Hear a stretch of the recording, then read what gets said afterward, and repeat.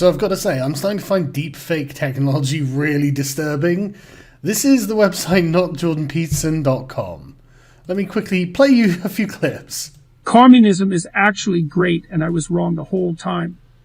Workers of the world, unite. Clean your Reich, bucko. So it turns out that Jordan Peterson is Nazbol, thanks to this AI machine learning fakery. I know very little about personally, but here's the introduction they have for the website. It's really indistinguishable from his actual voice. Hello and welcome to notjordanpeterson.com. This is not Jordan Peterson. In fact, I'm a neural network designed to sound like Dr. Peterson. Type some text in the box below and I'll read it for you. And to the real Dr. Peterson, remember that imitation is the sincerest form of flattery.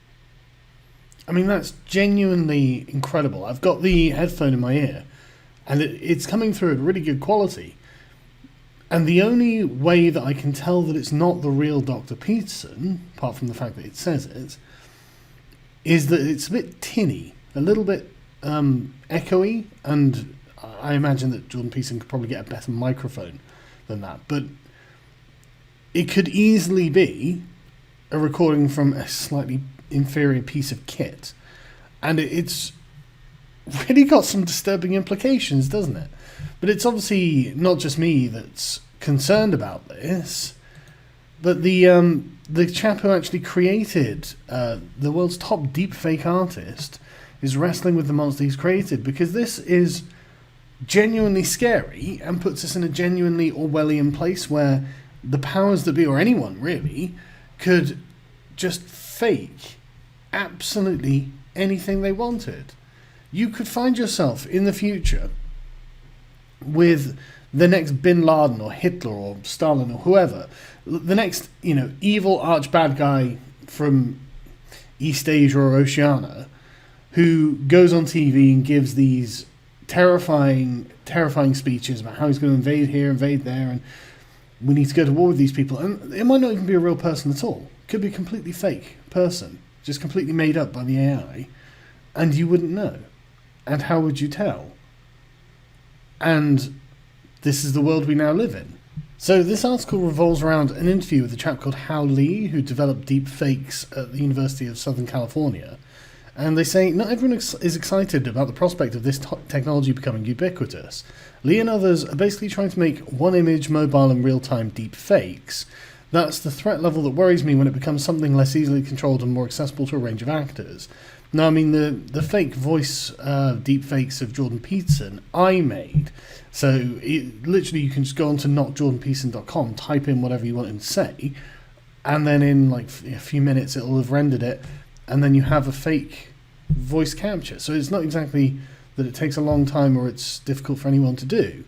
So, Jesus Christ, that's really scary, isn't it? Like anything you find on the internet could be fake. Unfortunately, most deepfakes still look a bit off, a flickering face, a wonky eye. Yeah, but in the case of the voice recordings, it sounds fucking perfect. Which, honestly, it's genuinely scary. But, even Hao Li, who's developing this, raced ahead with the digital fakery, he's also troubled by the potential of harm. We're sitting in front of a problem. It's like, well, you created the problem. What are we going to do about this? Like, what can be done about this? You can't uninvent something. Naturally, the US government is concerned about this, and why would they not be? US policymakers are especially concerned about how deepfakes might be used to spread more convincing fake news and misinformation ahead of the presidential election. Well, how can we not expect that? Like, this is going to be something that's going to be a function of politics from here on out. Earlier this month, the House Intelligence Committee asked Facebook, Google and Twitter how they plan to deal with the threat of deepfakes. Each company said they were working on a problem, but none offers a solution. They don't know. How are they going to know? What are they going to do? Like, what could possibly be done about the threat of deepfakes? They don't know whether something's real or fake like this, do they? It's not like they're going to have a comprehensive library of everything someone has said, that any statement that they say that's put to the web is going to be checked against or something. They can't know. So at this point, now they're actually collaborating together. The scientists who have created this are collaborating together with the government, releasing papers outlining a new and more powerful way to spot deepfakes.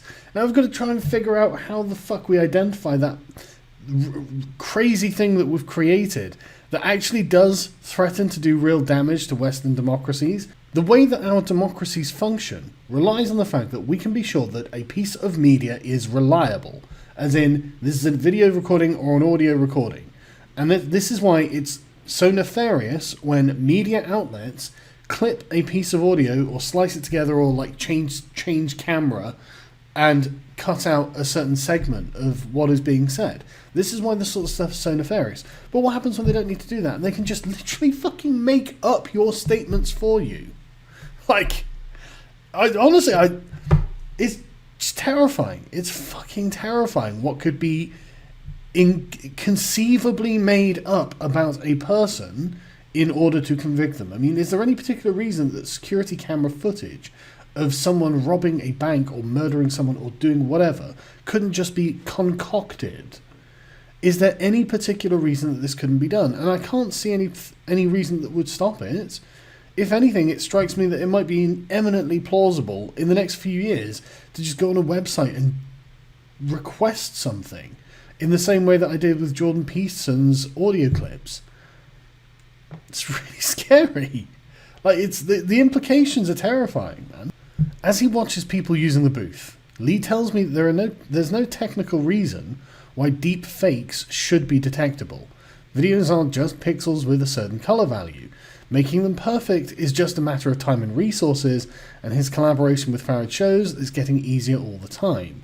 We are witnessing an arms race between digital manipulations and the ability to detect those, with advancements of AI-based algorithms catalyzing both sides. Bad news, Lee thinks, is that the bad news, Lee thinks, is that he will eventually win. In a few years, he reckons undetectable deepfakes could be created with a click. When that point comes, we need to be aware that not every video we see is true. Then how are we going to do all of this? We're going to have to write new rules for politics that will essentially say anything that has been recorded and passed around is irrelevant, and only a live stream broadcast will be viable until the technology catches up with that and can do it on the fly. And even then, you will literally have to be there live in front of someone. And that's assuming they're not like a Tupac style hologram that is being projected in front of you. Holy shit. Oh, the information race is cancerous.